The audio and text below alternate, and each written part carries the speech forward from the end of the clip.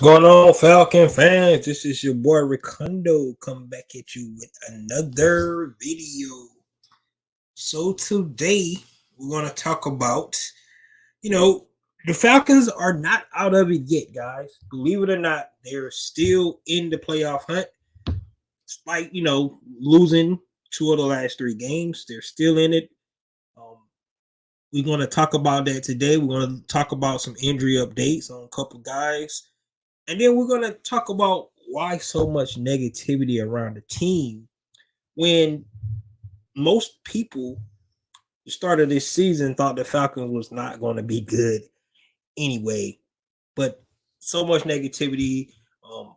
Just want to get everybody's opinion about what they think about us moving forward with this team. What your opinion of this team to today? Do the guys have a chance, or they're moving in the right direction? Things like that. I'm definitely gonna give you my opinion on that, and we'll that's what we're gonna get in today. So, guys, without further ado, if you have not already, go ahead and please subscribe to the channel. Please hit that notification bell so that I know you know when I drop another video. Please hit the like button so I know you guys right here to talk about. Then please share my video throughout the YouTube universe so more people can come in and hear me talk about these Atlanta Falcons. So, like I stated earlier, we're going to talk about the injury update. It's not a whole lot to report, but just a couple of things you got to look at. Elijah Wilkins is actually due to come back off the IR this week. Archie Smith said they're going to wait till Wednesday to make that determination. But we might be getting our starting left guard back. The Falcons have already had 5 different starting left guards this season. Kobe Gossick, of course, was started twice already. We had Chuma Udoka. Matt Hennessy started. So it looked like Elijah Wilkinson definitely have the chance to come back. Not 100%, but may be able to get one of our starting offensive players back, which is in Elijah Wilkins. We'll just have to see if he's able to go this week. Armor Ebiketie was not able to finish the game yesterday. He was due with a arm wrist injury. Maybe he still be able to go. That's why he was not in a lot of plays yesterday. I think he's definitely on the rise. If you look at his production, the way he's been playing this year, I think the Falcons got to steal him in the second round. Trajectory is definitely going up, but it's going to be interesting to see how he fares this week as well. We definitely going to need somebody to put pressures on Kenny Pickett, another mobile young quarterback that we're going to be playing this week. And we'll get into the keys of victory on Wednesday. Definitely, guys, come back for that. Jalen Mayfield still haven't got activated to the active roster yet. Remember, he had 21 days, so he's coming up to that time frame where they probably need to go ahead and make a decision. They're going to go ahead and activate him and bring him to the active roster. And that's where we're at. Of course, other guys still not back. We haven't heard anything. John Fitzpatrick, Damian Williams, none of those guys that's coming off the IR. Of course, they just put Taquan Graham and Kyle Pitts on the IR, so they're not due back for another 3 weeks. Good, we have a bye in between, so technically, potentially, those guys can miss 3 games, like 4 games, if they both are able to come back. And if we're still in the playoff hunt, at that time, it'll be a decision that the front office and the coaching staff will have to make, along with the medical staff, on those 2 guys, if they're able to come back to help us, if, like I said, if we're still in the playoff hunt. But pretty much, guys, that's the injury report today. Where we stand with the Atlanta Falcons going into this next game against the Pittsburgh Steelers on Sunday at the Mercedes-Benz Stadium. And like I said, believe it or not, guys, the Falcons are still alive. Looking at the games yesterday, you would have thought that the Tampa Bay Buccaneers were going to pull that off. They would have had a 2-game lead with 5 to play on the Falcons. But as it stands, the Falcons have a chance to actually still be down by half a game because, of course, we haven't had our bye yet. They got a big Monday night game against the New Orleans Saints next week, and we have the game against the Steelers. So, with all that being said, if the Falcons was able to pull off a win on Sunday and the Saints beat the Bucks the next game, but literally in a three-way tie. And I think the Atlanta Falcons actually would be in the lead because of the number of NFC opponents they have beat this year. So that's going to be interesting. That's how tight this division is. They're one game out of first place and one game out of last place. This is how simple it is. So we're talking about that. Let's talk about the NFC playoff picture, because right now where we're at, like I said, we're going into the the latter part of the season, 5 games left, and we're talking about the NFC playoff picture today. So we're looking at the games. Let's see here.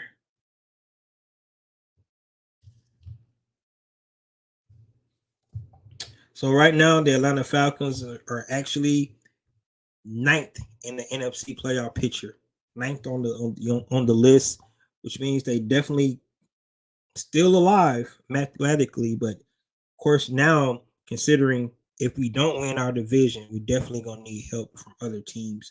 Right now, the NFC East could potentially have three teams that actually make it to the NFC playoff.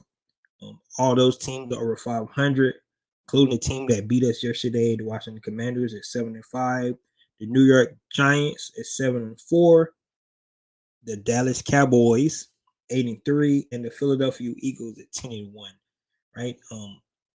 And then the NFC North, you got the Minnesota Vikings at 9-2.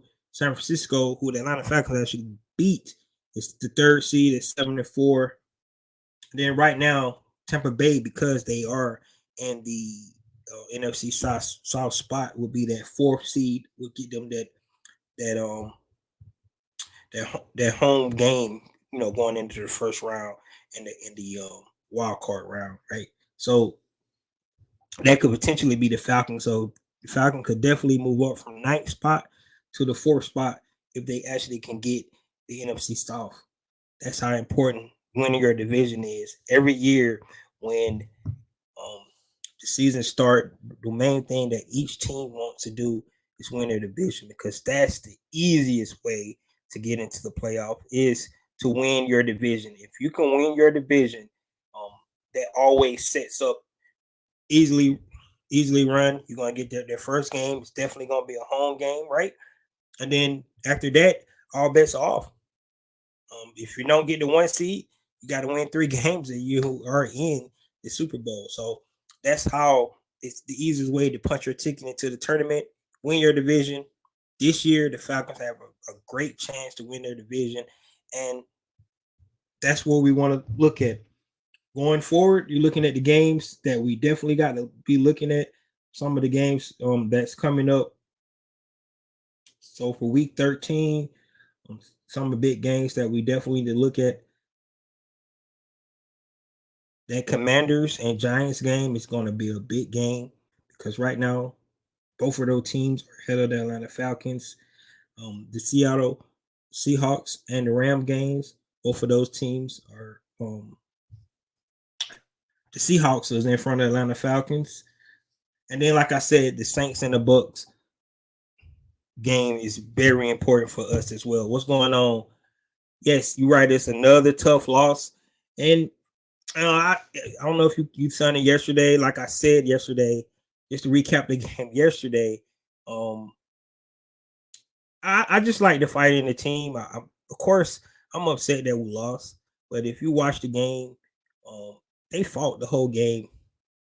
I mean, this team is who this team is. I mean, with the personnel we have on the team, I don't know if you could ask these guys to do anything in what they did yesterday. They played hard. They played hard. Guys made plays that they could make. I mean, at this point, Marcus Mariota is who we thought he was. He's an average quarterback that, you know, make the plays he's gonna make. I thought he played a good game yesterday. I mean, just the way it is. I mean, I don't expect Marcus Mario to go out and throw 300 yards. I don't think none of us expect that. But I thought he played a good game yesterday. Yes, it's unfortunate about that last play, right? So much, um, conversation about Arthur Smith not running the ball there, but it. I don't have a problem with the play. If you look at it, go back and look at it. Cordell Patterson was open. He was open on that play. Deron Payne just made a great play on the ball. I mean, that's just what happens. Yes, he could have ran the ball. If we ran the ball, we it still would have been a minute left on the clock if we would have got in on that rundown. But we were down. I'd rather score first and then worry about the time because we was down 6 points. So I think you have to get into the end zone first, no matter what. So whatever play you got to get in the end zone, it was second down. They was expecting to run. Cordell Patterson was wide open. The run Payne made a good play, and then unfortunately the bounce it bounced into Fuller's hand. He caught it at the end of the game. Like I said, it's disappointing. Yes, upset about it, but I don't think Mariota made a bad pass. I don't think the coach made such a terrible call there. I just think they made a good play, and unfortunately the break. That's how it is in football sometimes. That drive was awesome, man. That was one of the best drives I thought Atlanta had all season long. Except probably one they had against the Browns early in the season, but that was a great drive. We just didn't finish it off, and Deron Payne, tip your hats off to him, made a great play. Got his hands up, took the ball, and the ball bounced. Just the way it is, bounce sometime. You go back, couple of games against the Chargers, take on ground, pick up the ball, running down the field, and it just fall out of his hand, right? If he don't drop that ball, we probably win that game. Sometimes the ball it's just the football guys. So I mean, that's just the way it is. I don't understand why so many people just that was a terrible call, one of the terrible call. And then everybody try to go back to the Seattle game in the Super Bowl where against the Patriots. I think that was a different situation there. Um, because it was for the win completely. No, it would have been no time left on the clock. And I agree with that call. You should have ran it. But at that point, second down, we just ran it, lost 2 yards. Second play, you go for it. You still got 2 more downs if we don't get an incomplete pass, whatever. So that's just my opinion on it. Like I said, everybody can go back and do the Monday morning quarterback after the fact and say what they would have did, made different calls and things like that. But I mean, it's just the way. If he throws that touchdown, defense put a stop in, keep him in. Nobody will be talking about Arthur Smith went for it on second down and got the points. The only reason we talking about it because it got tipped up and got intercepted. So that's just the way it crumbles, man. That's just the way it is, right? So, the really my opinion on it, but we still in it. I mean, that's the way. Like I said, believe it or not, walking off the field. I think Arthur Smith said that his press conference, walking off the field, and you like, God, we still in it after all that. Um, like I said, losing two of our last 3 games, the Atlanta Falcons are still in the punt. And believe it or not, guys, my prediction was the Falcons going 10-7. It's still a possibility that the Falcons can go 10-7. Yes, they will have to win the next 5 games, but they still have opportunity to actually to reach that mark. And every game is winnable. Every last one of the games left on their schedule is a winnable game for the Atlanta Falcons.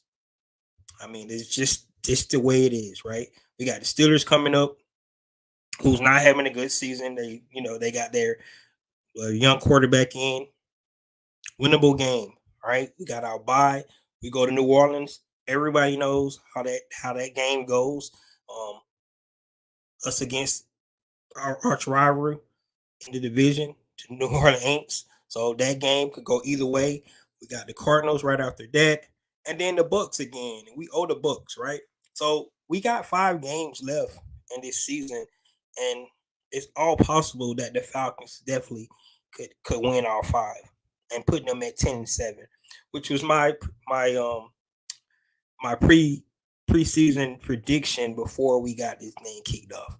Now, the win and losses, if you go back and look, of course, I had it a little different. The games that I thought we was gonna win and thought we was gonna lose, but at this point, they still have opportunity to actually be 10-7. Will 10-7 be enough to get them into the playoff? I don't know. Like I said, looking at the the way the NFC is lined up right now, we're talking about a playoff picture.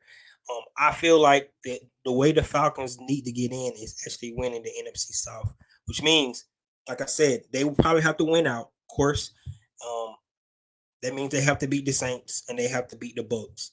Right? They will have to beat those two teams. Saints and the Bucks play each other on Monday night. That game is gonna go a long way. If the Saints beat the Bucks, that helps us out, right? But then after the bye, because believe it or not, we both got the bye on the same week.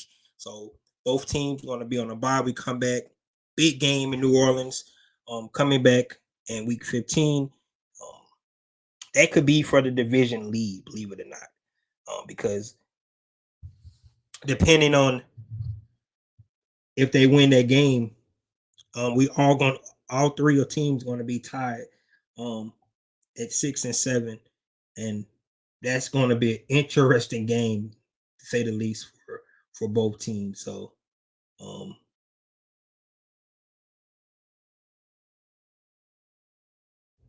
actually, I take that back, guys. The New Orleans Aints actually lost, so they actually 2 games back right now. So that put us. So what we need. So going off what I just said, what we need for the Aints. So we need to root for the Aints on Monday night. First, we need to root for us to get that win against the Steelers, right? Then we need to root for the Aints on Monday night. That's right, guys. We need to root for the New Orleans Aints to actually beat the Tampa Bay Buccaneers on Monday night. One time this year, though, this we're gonna root for those guys. Um, and if they do that, they put the Atlanta Falcons in sole first place in to win the division. And then all we have to do is just handle our own business. We don't have to worry about getting help from anybody else. We just need to win out. And if we do that, everything is still in front of the Atlanta Falcons to get in the tournament. Basically, what I'm saying. We don't want to have to rely on teams to lose to get into the wild card. So the best avenue for the Atlanta Falcons to get into the playoffs is to win the division, which is still possible for this team if they can just take care of business. We got 3 of our next games is actually yes, we got 3 of our next 5 games are on the road, and I just remembered. I don't know how I forgot. We do have to go to Baltimore on Christmas Eve, which is gonna be a pretty tough place to go up and play on Christmas Eve. So that's going to be a tough one.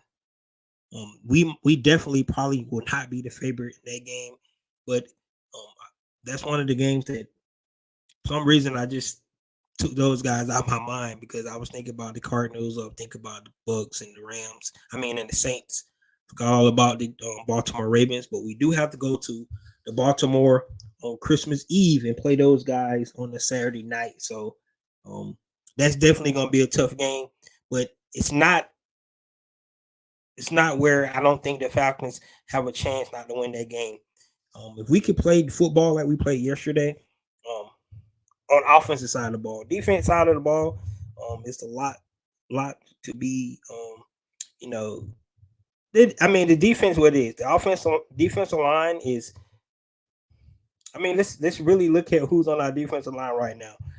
There's a lot of guys on our defensive line that they undrafted, they rookies. So that's what that Taquan Grant and I said it last week when Taquan Grant went out. That's going to be a bigger loss for this team than Kyle Pitts because the way we run our offense, right? Kyle Pitts, we don't throw a ball a lot. So I thought the way we run our offense this year, running the ball, is definitely what we're going to, lay our hats on, and that's how we're going to win on the offensive side of the ball. But on the defensive side of the ball, I thought the missing of Taquan Graham was going to be huge for us, and it showed yesterday, guys. We could not stop the run. They ran for over 160 yards on us yesterday. Didn't put up a lot of points, but the time possession was really hurt us. We only had 57 snaps on offense yesterday, so that's why we got to be able to fix the defensive run game, because right now it's killing us, especially when you playing teams that like to run. So going into Sunday against the Steelers, guess what? Um, that's what they like to do. They got Najee Harris. They want to run the ball, so we have to once again get ready for that. And that's one of the things we got to fix. So going into next season, going into the future, I'm pretty sure the Falcons are looking at that defensive front and identifying that is one of the weaknesses that they definitely have to be corrected. We know that that's one of the weaknesses that they looked at this offseason anyway, right? Because they had Vincent Taylor there. They had Goldman that retired.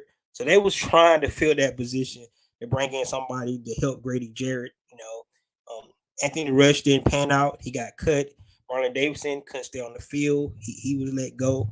So right now we got a lot of young guys on the defensive line.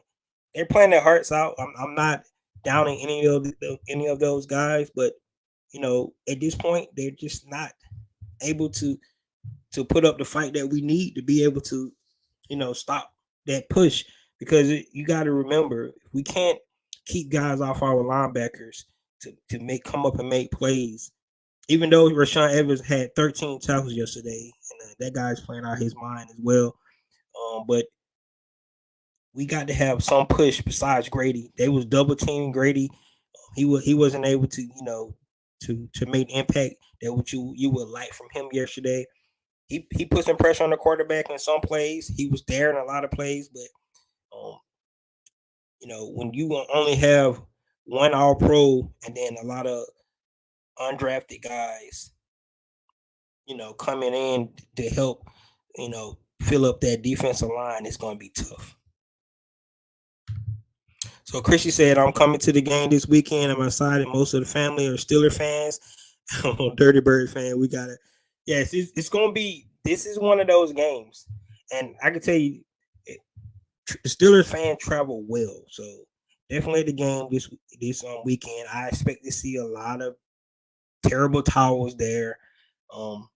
It's a storied franchise, right? They got 6 Super Bowls, so it's a lot of Steelers fans out in this world. So you're right, it's going to be deep out there, but I hope we can run their party coming to our home stadium trying to beat us. One of the teams that's down. It's not going to be easy. I can promise you that. Mike Tomlin is definitely going to have these guys ready to play. But the Falcons just need to come out and do what they do, and be able to finish games. So that's one of the things definitely I expect this weekend. I will get into my keys on Wednesday, so you guys come back on Wednesday. We talk about the keys to victory and some of the things that what I think is going to take for us to get this win. We got to get rid of some of the things that hurt us this week. The biggest thing is just not capitalizing on our possessions. We did not have many possessions in the game on the offensive side of the ball, because the Commanders was able to run the ball so well against us. It limited our number of possessions. I think we only had 4 possessions in the second half. 2 of those were punts, I think. We got a field goal on one, and then that last one, of course, you know what happened on that. So tough sledding for our offense. Got to be able to capitalize. The opportunities you get, you might not get that many. So they're going to run the ball, and teams going to see that. It's kind of weird because Falcons is one of the worst passing defenses in the league. Going into the last 3 games, but these last 3 games are like teams want to run the ball on us. Carolina ran the ball well on us. Chicago ran the ball well. We got that win, and then yesterday, The Commanders ran the ball extremely well. Over 30 attempts on rushing. They was definitely not letting Taylor Heineke, um, ruin the game for them. He almost did a couple of times as well. But that's one of my keys was to make Taylor Heineke beat us. And unfortunately, the Falcons was not able to do that. They couldn't. They was not able to put the ball in his hand and make him throw the ball more because their running game was just working so well. They was not real successful on third down. It just their time possession over 33 minutes time possession. Um, they had the ball for 20 minutes in the second half. 20 minutes in the second half. So they just tell you how much ball control they had. They didn't put up a lot of points. We only gave up 19 points in the game, but um, the limited possession we had on offense really hurt us yesterday. All right, so that's where we at in the playoff picture. We definitely still in the hunt, guys. I feel like it's up to the Atlanta Falcons to do what they need to do to get there. Everything is still in front of these guys. They're not out of it. Still alive.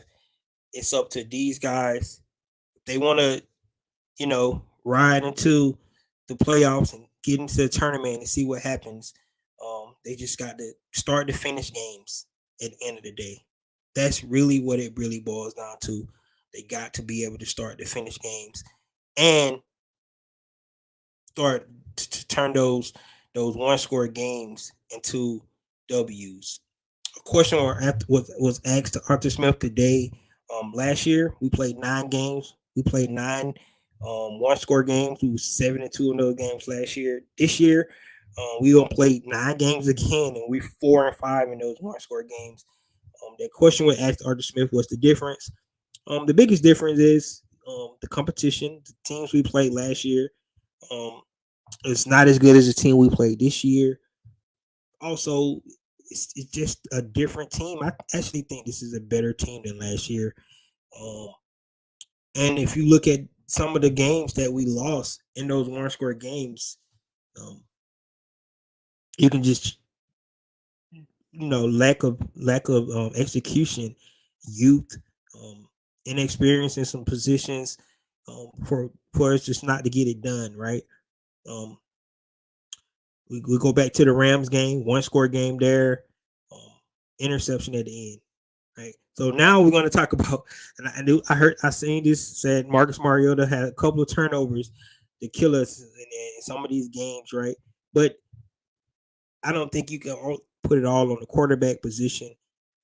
Maybe early in the season when he was getting back into it, but towards later later part of the season, I think you just have to chalk it up to just not making no plays all around the board. Okay, in the Saints game, yes, that fumble really hurt us. The fumble going into I think he had 2 fumbles in that game that hurt us.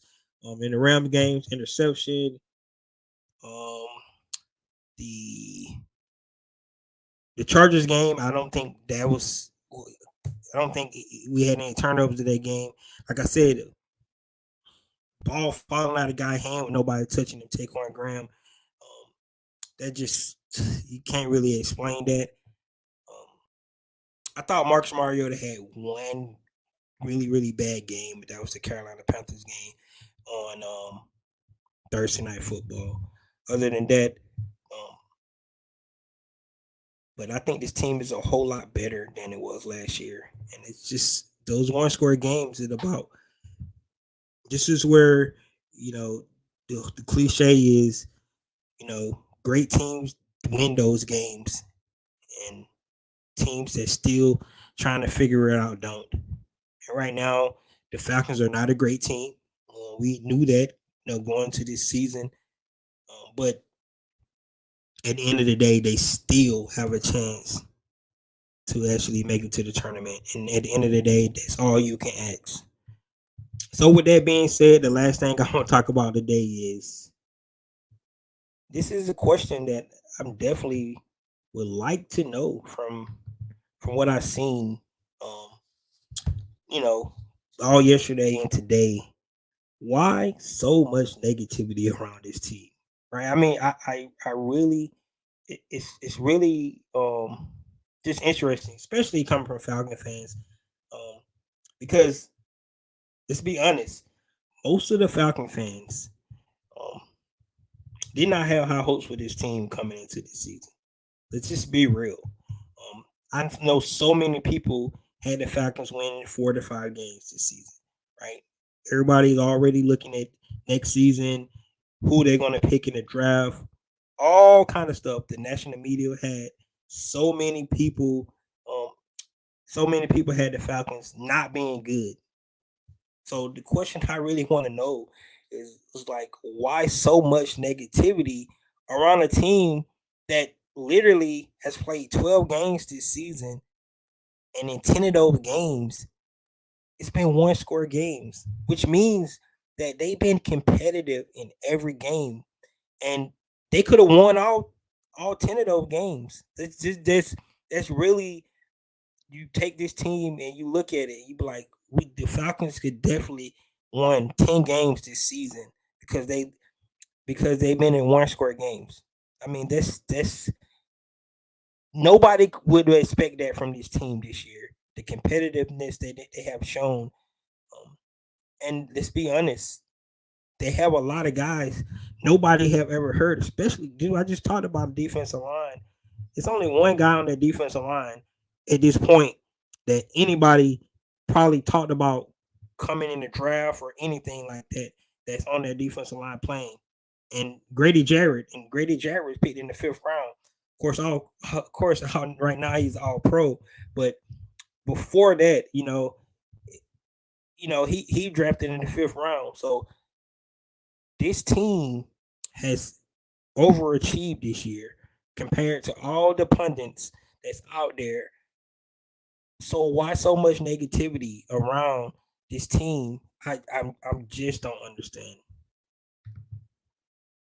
They ran a lot more outside was key to their success. They did a little bit, seemed to be predictable up the middle. Their defense was ready. Huntley was missed. Yes, I agree with you 100% on that. They could not try to go up between those two monsters in the middle. That's why they ran a lot outside, which awesome. I thought Marcus Mariota on his keepers was just outstanding yesterday. He was real decisive when he kept that ball and he was going to the middle, and I really love that. And the only reason Caleb Huntley did not get any more touches because I just mentioned it. He only had 57 snaps. Tyler Algier was playing great. Cordell Patterson was playing great. The only one run that Caleb Huntley got, it was a big run, right? But we just didn't get enough opportunities on offense yesterday to get him into rhythm. So that's what happened with Caleb Huntley. It was just like I said, we only had 4 possessions in the game in the second half. So that's the only reason Caleb Huntley didn't get more touches. But he played great. And you're right, their game plan to run outside the numbers. Marcus Mariota was very decisive when he kept that ball on the keepers and stuff like that. Um, he was reading it well yesterday, and that kind of brought me, give me flashbacks to making when he looked in and Oregon a little bit, the way he was running the ball yesterday.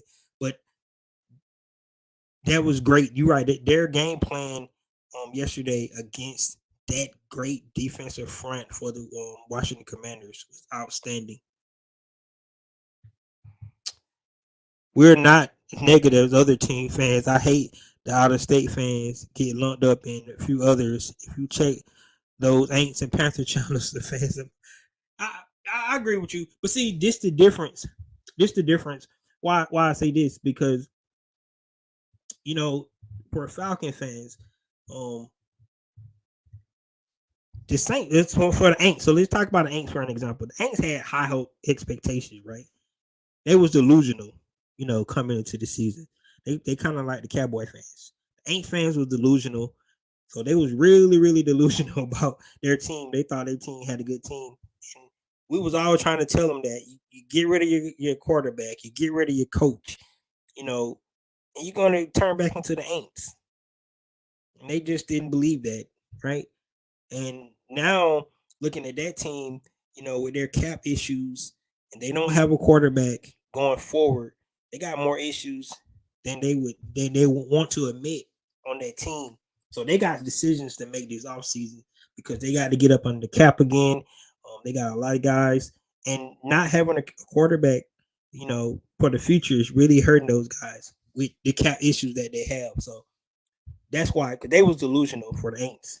I don't know why the Panthers so upset because um, they knew they had a bad coach coming in. They knew they had a quarterback situation there. So I'm not really sure why the Panthers fans are upset about the way their season is going. But for the Falcons fans, is the fact that um, I don't think most Falcon fans probably thought that these guys was not going to be good. Now, if you follow the team like I do, and watch the training camp, I went to training camp about 4 times this year. Watch the team every day. Um, that's why I picked these guys to go 10-7. So I had a different outlook on the team this year. I really did. I really thought that these guys was building something special. The competition they had during training camp and things like that. So my expectations for the teams was really higher, um, maybe than a lot of people had, because I had these guys going 10-7 this season. I really did, because I believed in what Arthur Smith was building with the culture here. Um, and to be honest, I have not seen anything that really surprised me. Only thing that really has surprised me is the fact that we can't get our passing game going, like I thought we could. And I think that if we can unlock that, I think we can be even better. But more other than that, um, my expectations for this team is definitely is where I thought it was going to be. I think we're right on schedule with this team, especially with the cap situation. With our young talent that we have going out, being able to get great free agents that's coming in this off season, doing a great job in the draft again. I think the Atlanta Falcons have a great opportunity to build this team the right way. Is the quarterback position, right? We got to make sure this the quarterback position is solidified.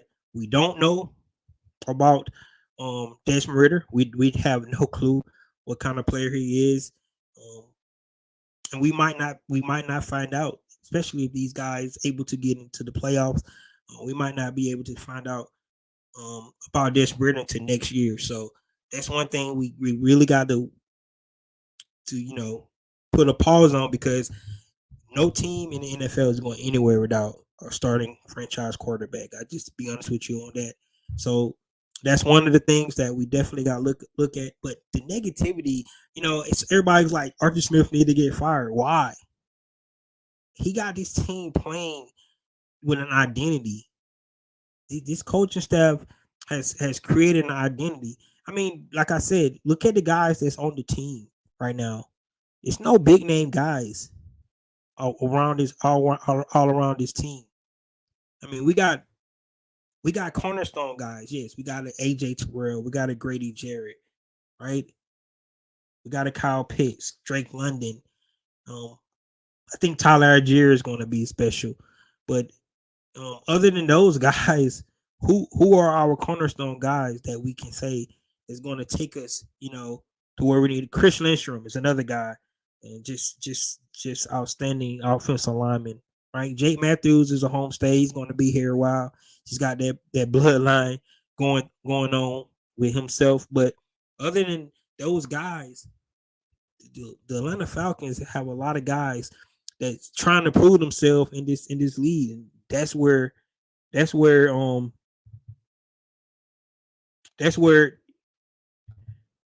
you gotta love it. You gotta love the way that this team is going. So I just it baffles me to just look at the negativity, um, and that's why I don't understand so many people.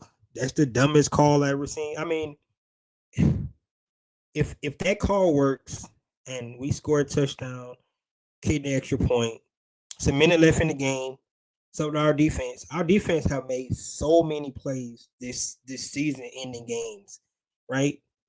The Chicago Bears last week, the Cleveland Brown game, the San Francisco game, the Seattle game. We don't won so many games on the defensive side of the ball this year. So don't matter about the time. We was down 6 points.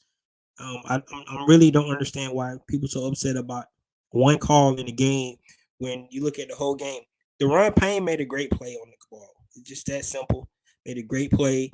Um, that's how it falls sometimes. Like I said, tip your hat tip your hat off to those guys. They just made one more play than we made in the game. Well, two because the tip and then the interception, right? So you got to just way it happens sometimes, right? You can't put a put it on one play in the game. And I know that he was satisfied with the call he made. Like I said, if you go back and look at the play, CP was open. He was open, and he probably was going to score on that play, and then it was going to be up to the defense then. So you know, so that's what it boils down to.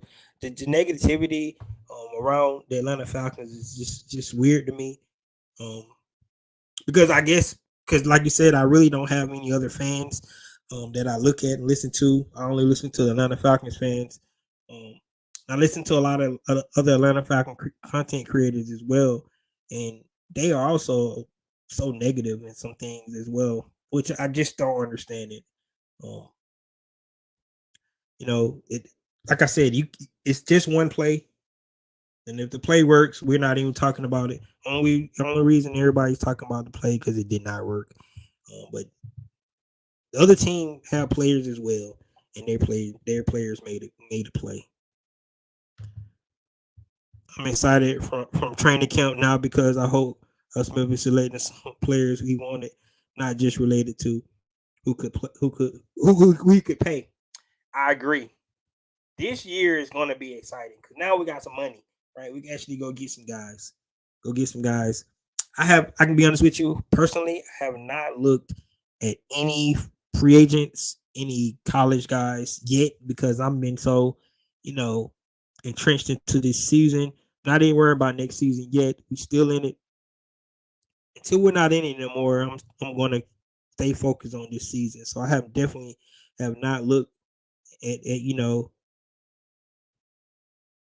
have not looked at a lot of free agents, college scout. I can tell you right now, I'm not looking for us to get a quarterback. Right now, I hear all the chatter. Now everybody want Caleb Williams from USC, right? Um, and we don't even know we got Desmond Ritter, man. You know, this is interesting. And somebody talked about it today is Jalen Hurts. Jalen Hurts, one of the winning quarterbacks in college football history, right? Um, and he was a raw talent. He was. He won so many games for Alabama. Then he got beat out by Tua, and then he actually went to Oklahoma, and he played well at Oklahoma. And then he got drafted second round for the Eagles, and the Eagles must have seen something that they like because look at the way he's playing now. He has the Eagles playing great. He does it all. He can throw the ball. He's running the ball. Second year in the system, he's learning it. And what I want to say about Desmond Ritter is that 46-4 in college, he has the potential to have that kind of effect on the team. We just got to give time and see if that's what. So I'm not looking for a quarterback now. Pass rusher, defensive tackle, Jalen Carter. I don't know if the Falcons going to be that high on the draft because they keep winning, but those are kind of positions: offensive line, defensive line, um, pass rusher, defensive back. That's where the Falcons need to focus.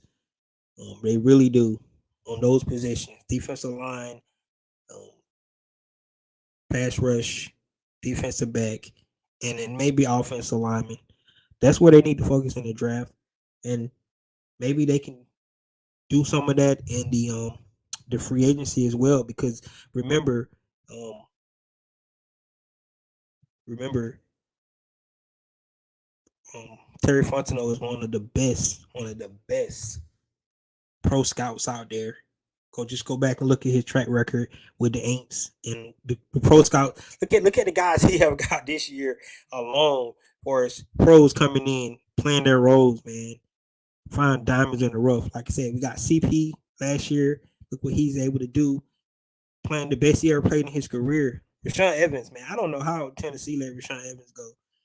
That guy is a player. He's a baller. Lorenzo Carter is a baller. Um, so we got the pieces. Now, can they sign these guys back? Good team friendly deals.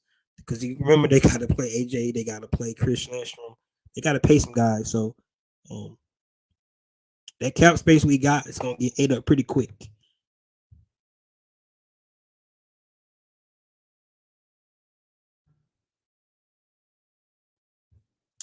Yep, you're right. That's a good point.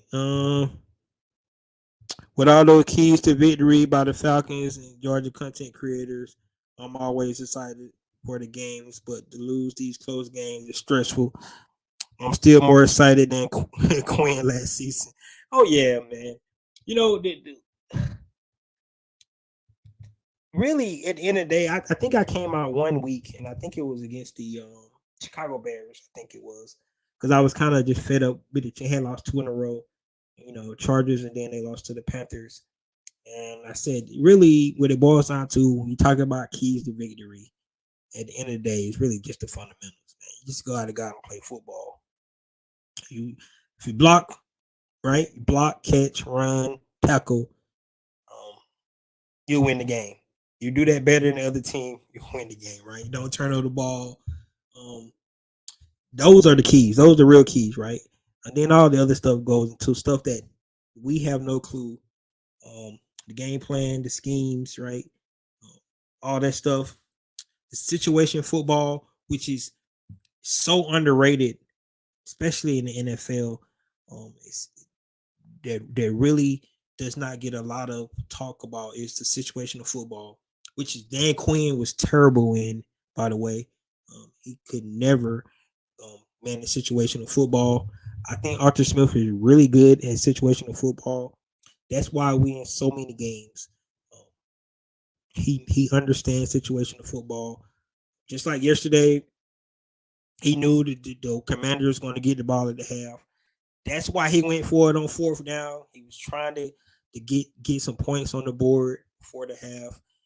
Unfortunately, it didn't work out for us, right? But fortunately for us, um, Heineke threw the ball right back to Michael Walker, and we went to half. We know with that same score. So um, you just have to look at it like that. But situational football is so key. Keys to victory, guys. That's just us to get on here and talk about the Atlanta Falcons because we really don't damn know what they're gonna do in the game, right? We don't know what to expect, but based off the way they played this year, what we think is going to happen, based off the trends, the stats, and things like that, who's in, who's out from each team, kind of get an idea what you think they're going to do. But at the end of the day, we're not in the room looking at the video, looking at the tape, trying to figure out schemes how they trying to beat us, or are we trying to beat them? So that's what it really boils down to at the end of the day. Who is more beautiful, Pam Grier or who's more beautiful?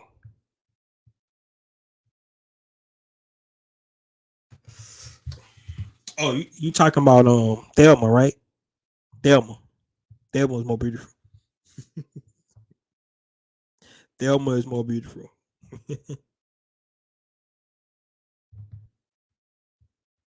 What's up, Millie Mills? You just getting on, man. Why so much negativity around the team? Can you answer that question before I get out of here? Why so much negativity?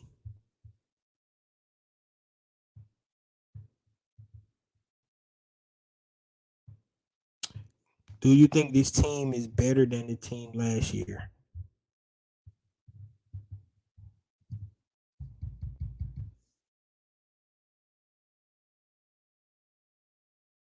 Right, she is. She's still fine, man.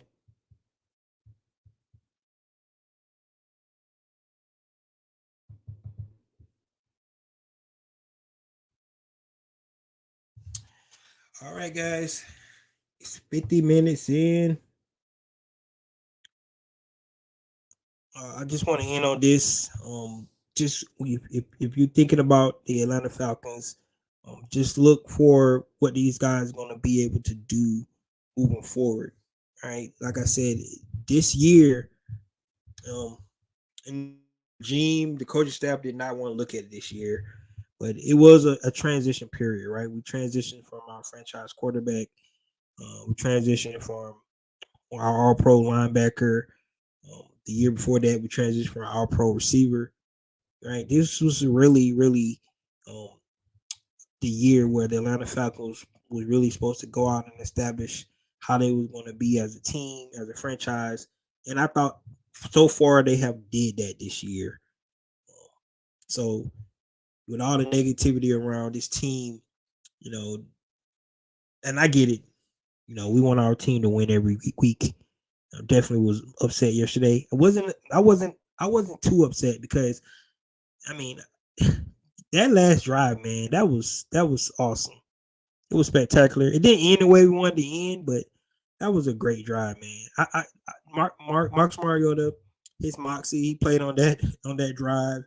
You got to tip your hat off to Olamide Zaccheaus. That catch by Drake London, it was a bad throw. First of all, let's just go ahead and throw that out there. That was a bad throw, but that catch by Drake London on that drive where he almost picked it up off the ground. Parker Hesse had a good play. Michael Pruitt, Tyler Algier, um, an offensive line. We was running the ball on those guys, man, and that's a great defensive line. That's to me, just looking at that last drive, man, I was just pumped up. Even though it didn't turn out the way we wanted it and we lost the game, that last drive was spectacular, man. You just got to just take your hats off to that. Um, as a fan, even in losses, I want the team to evolve. That's including coaching, making best decisions based off our players, not the situation. Don't disagree with the call, but did you trust it? So, like I said, for me, and this just me, they was expecting to run 100%, right? We we ran the ball down their throats that game. So second down there, I did not at all get mad with that call because if you go back and look at the play, Cardell Patterson was open and he probably scored there, right? So many people said we could have ran the ball. If we would have scored on the run, we would have been in the same situation, right? Still been a minute left in the game.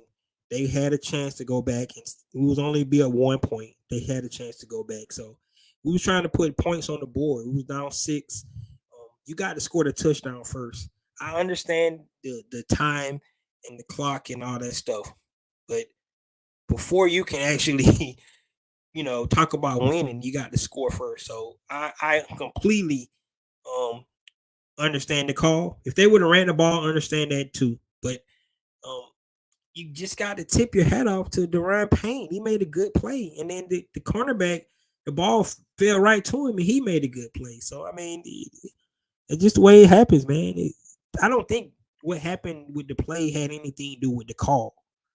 The truth of the matter is that they just made a good play on the ball. That's what happened. The call didn't have anything to do with the play. That's really what it boils down to. So personally, for me, and he mentioned today that the play was called for throwing the ball to either Drake or CP. You putting the ball in your playmaker's hand. They just made a play, man. They just sometimes that's what happens in games. All right. They won the Super Bowl like what Russell Wilson did. Now that would have been totally different, right? But that it wasn't Super Bowl, just a regular season game, trying to, go in and actually get the lead there. Yeah, so I don't have an issue with that call at all. They pushed hard for all 4 quarters, never gave up. It wasn't an easy game but no, at all. And that's it. Think about it. That was a team that had won 5 of their last 6 games. They was on a roll, and the Falcons, who everybody, so negative on, push those guys to the brink. And it went from a great play by the run Payne and Fuller. Um, the Falcons probably come away with a win in that game. So I agree with you 100%. That's what, but they've been doing that all season long. Is I mean, if I can tell you this, if you got a bad heart, man, don't be a Falcon fan because it's going to come down to the last play of the game. And then you think about it, we still had a chance. If Oakland Daisy don't get that roughing the passer, we got 40 seconds on the clock, no timeout. You never know what happened. Still had a chance. So this team never quits, man. They fight.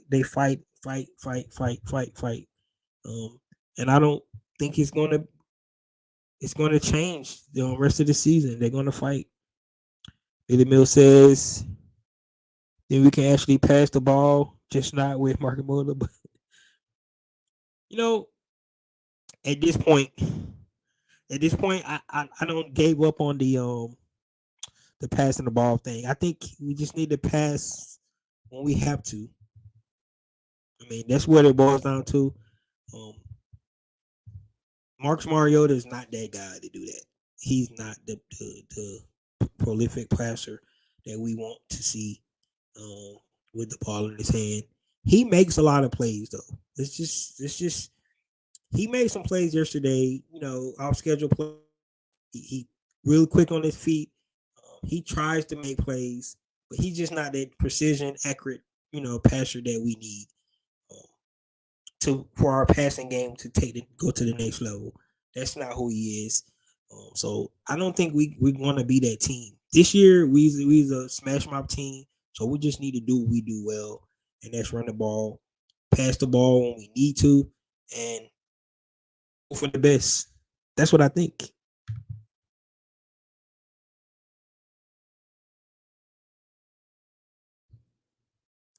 Yeah, yeah, you ain't gonna never get that from Matty Ice, man. But I tell you, but Matty Ice used to card people up though, man.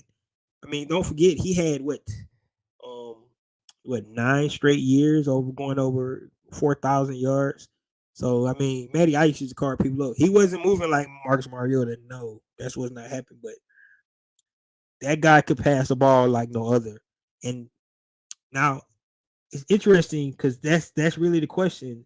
If Matt was there, would we be able to run the ball like we're running it now, or will we be able to pass it better? That's a great question.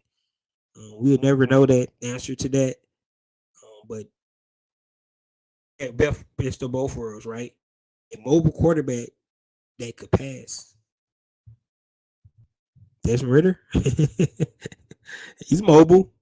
Maybe he can pass. We don't know. We just have to wait to see. But I won't. I'm gonna be honest with you. This game, I have nothing bad to say about Marcus Mariota because he played an outstanding game yesterday. Um, Tilt pass and all right, but he played a good game yesterday. He does. I ain't gonna lie. At crucial time, yeah, he does, man. He like I said, you can't. That's a fact. That your point you're making is 100% a fact. It seemed like it's always a turnover at the crucial points of the game, and like I said, that's who he is. So that's why maybe you don't want to. So if you want to say that's why Arthur Smith shouldn't have put the ball in his hand, should have ran the ball because he's gonna mess it up.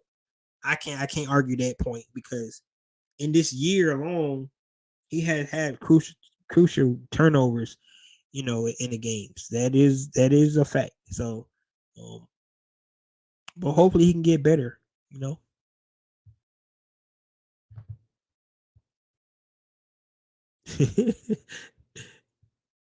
Almost failed. Yeah, well, one play, if you don't remember, it was a bad snap on one. I think it was on that fourth down we did at half midfield going into the half. That was a bad snap. That's why we didn't get that first down on that play because Drew Dalman and he had have a couple of bad snaps this year as well too. So they need to work on their mechanics on that snap because couple of times Drew Dalman had bad snaps where Marcus had to you know, get catch it low or catcher on the side or something like that, and then that mess up the timing of a play, especially a running play when you're trying to get that crucial first yard. So that's one of the things that they definitely need to work on. But you're right, man. I can't argue with anything you said by Marcus Mario. But yesterday, let's give him a break. I thought he played a good game yesterday. If we had the passing for Ryan to run like, ooh, what? I know, man. It'll look like maybe like Patrick Mahomes a little bit.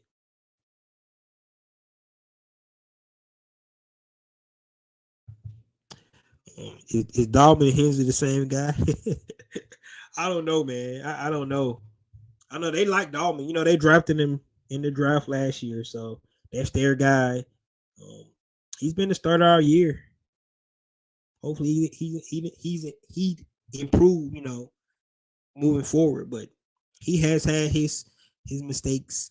He get dominated sometime in the middle, but really, the running game is so outstanding. It covers up so much, and the way Marcus Mario to move in the pocket, it covers up so much.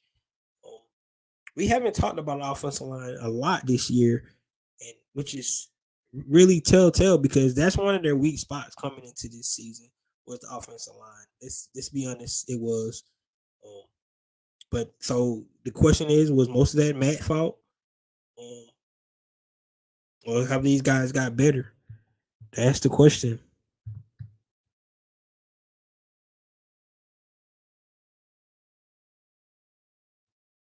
Yeah, he do. He frees up. Well, it was one play on there as well. I don't know.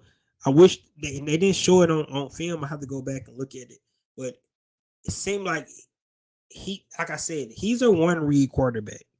So he's going to look at his first read. It's not there. He's going to panic, and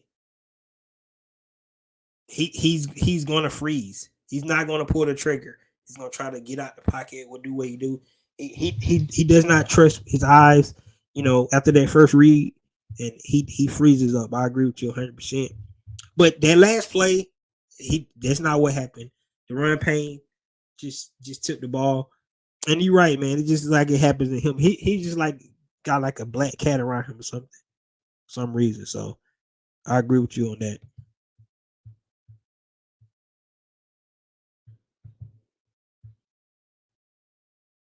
So anyway, guys, thank you guys for coming on. The biggest points I wanted to get out today on this live was the Falcons are still alive. They're still in the playoff hunt. Don't give up. Keep believing in these guys to see can they actually pull something off this this Sunday, right? Going into the bye. You want to go on the bye on high, right? Definitely want to go out because I think so. Let's put it out there. If the Falcons, and I don't even want to put this out there in the universe, but since I already started, I'll go ahead and say it. If the Falcons lose on Sunday after the bye, I think we might see Desmond Ritter. So, because I think they're not completely out of it yet, but it's going to start pushing towards to that point where you know they got too many losses on them, and then they're not going to be able to recover from that. So that's where I'm at with it. Um, so let's just hope they can go ahead and get this win. Um, that's what we're hoping to see. But this running game next year with Ritter will be extra lit. I ain't sold on Ritter, but I mean, no, you can't be sold on Ritter because you don't know what we don't know what he is, right? We haven't seen him play in one regular season game yet. We've seen him in preseason. We haven't seen him play in one regular season game, so you definitely can't be sold. Um, but the potential is there. Look, we would love to see him out there, but right now, if these guys still in playoff hunt, it's not gonna happen. I'm actually about to go scout these Steelers right now. Yep. So you come back on Wednesday, man, because that's what I'm gonna do between the day and tomorrow. And on Wednesday, I'm gonna get the keys to victory. And see can we go out and get the W. I think TJ Watt is back, so we got to be ready for that monster. Um, they got a good linebacker. They got a good safety out there. Good young quarterback who's mobile as well. He's going to be running that ball around. And their coach is not going to let those guys take it laying down. So they're going to be ready to play. We just got to be ready to try to get that 6th win of the season. So that's what's up for the Falcons. Appreciate it for everybody coming on tonight, having a great conversation about this team. Let's do away with the negativity, guys. This team is heading in the right direction, right? No matter what the record is at the end of the season, you gotta like what you've seen from this team this year. They had everybody talking about them, the way they're running their ball, the physicality that they're doing. It's there. It's there. It's there. You can see it. You can see a good team there. They just got to start finishing, and they're headed in the right direction. So that's all I got. This is your boy Ricondo coming back at you with another video. Peace.